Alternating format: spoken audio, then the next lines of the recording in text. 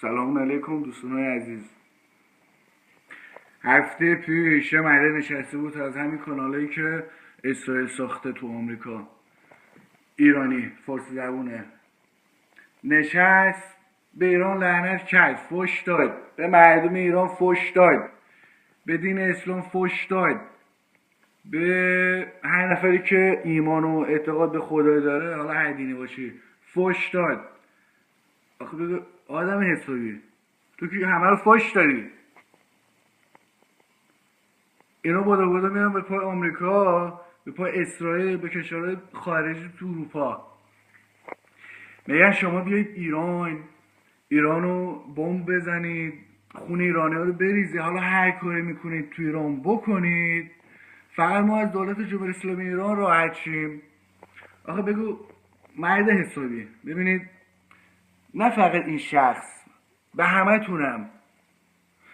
تونم که تو خارج هستید، حالا هر جای دنیا باشید، شماهایی که خواست خون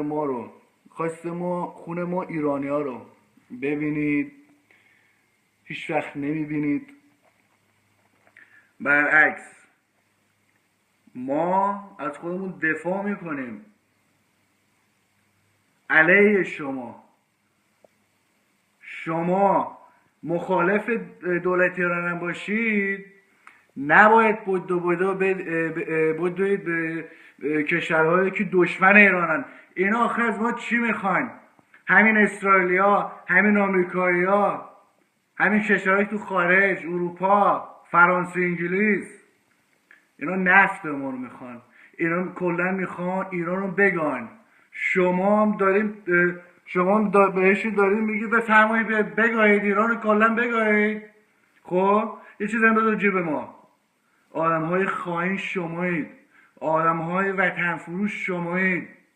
به قرآن مجید حیفی که آدم به آدم های شما، حیفی که آدم به آدم های شما میگن ایرانی. با خدا حیف.